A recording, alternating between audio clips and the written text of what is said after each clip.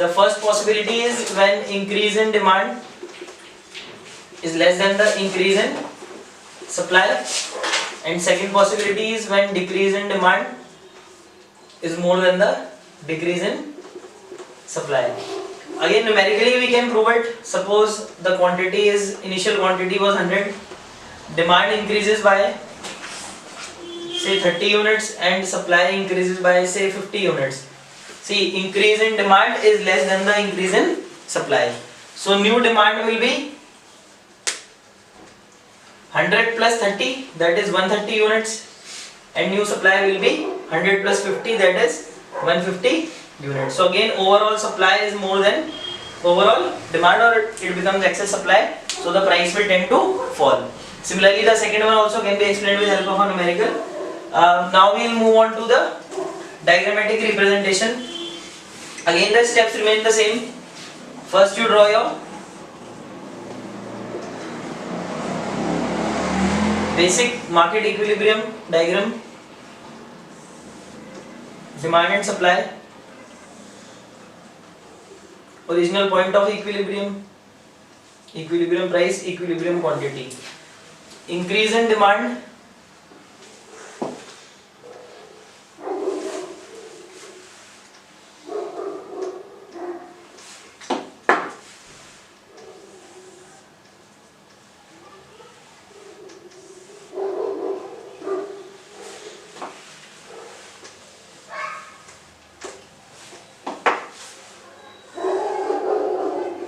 and increase in supply more than the increase in demand. So this is our new equilibrium where the price tends to fall, quantity tends to rise. Again, you have to be careful that new equilibrium will be where S1 and D1 will intersect. Now the second possibility, where decrease in demand is more than the decrease in supply.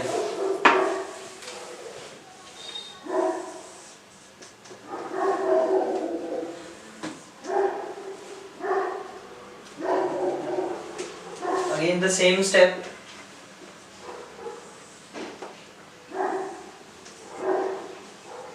Now decrease in demand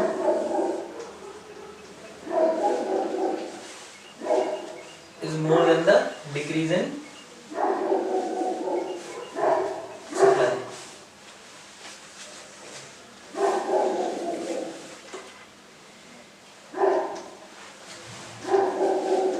When you are also drawing the diagram, you have to ensure that the curve should seem to be parallel, and always use a pencil for it. So this was the original equilibrium, this is our new equilibrium where the price tends to fall, and this is the new equilibrium quantity. For making the diagrams, again I am repeating, the line should be parallel, this should seem to be parallel. It should not be visible to the eye easily that the lines are not parallel. And secondly, D1 and S1, this needs to be taken care of where they are intersecting, that will be the new equilibrium. So now we have studied the first and the second categories, where in one category price tends to rise, there are two possibilities, and second category in which the price tends to fall, again there are two possibilities. And as I told you earlier, that the question may be asked from this point of view, that explain any one situation or two situations where price rises or falls due to simultaneous changes in the demand and supply. Now we have to study the third category where price remains constant.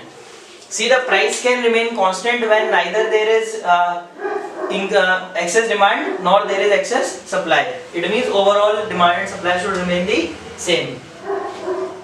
The first possibility is when increase in demand is exactly equal to the increase in supply, and second is when the decrease in demand is exactly equal to the decrease in supply. Suppose demand rises by 20 units, supply also rises by 20 units, overall it remains the same. Same for decrease, demand rises or decreases by 30 units, supply also falls by 30 units, overall it remains the same.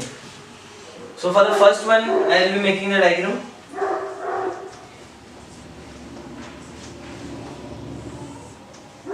Again you draw the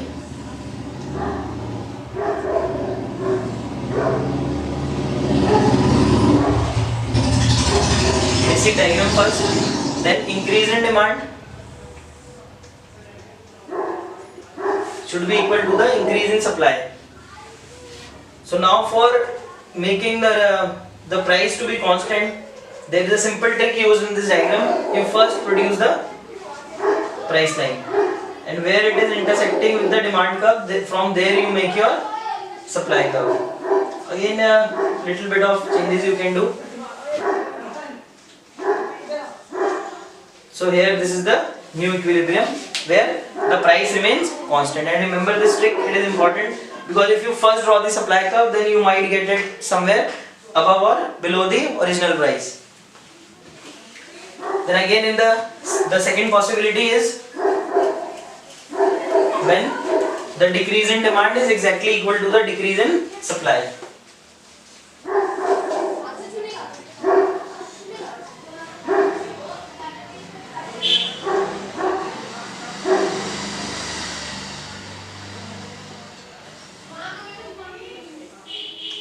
Again first the basic diagram, then decrease in demand,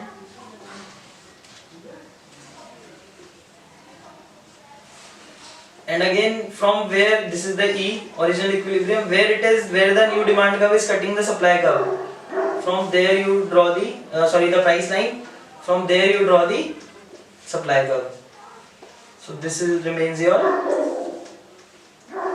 E1 where D1 and S1 are intersecting and price remains same as OP when there is a fall in the overall quantity. Now again we have to study the last category, the fourth category, where the quantity remains unchanged. So now quantity can remain unchanged when the increase in demand is equal to decrease in supply, or decrease in demand is equal to increase in supply. Means the proportion of changing is same but the directions are opposite.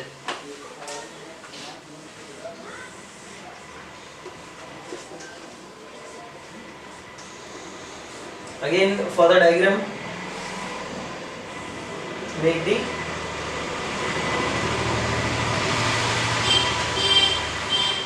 basic diagram, initial diagram, then increase in demand equal to decrease in supply. For this diagram again we use a simple trick, just produce the quantity, and where this is intersecting with the demand curve, there you draw your supply curve. So there is a major rise in the price because all the pressure of the market falls on the price. Quantity doesn't take any pressure, it moves in the opposite direction and the price tends to rise. And overall also you can see that demand is increasing and supply is decreasing, so more pressure will be on the price to rise.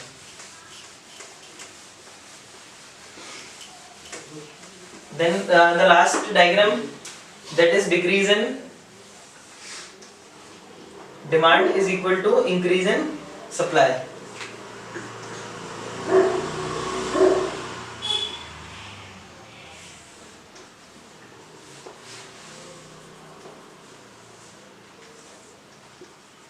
Now see, we just follow what we have to do, decrease in demand and we have to increase the supply. So where it is intersecting with where your new demand curve is intersecting with the quantity line, from there you draw your supply curve.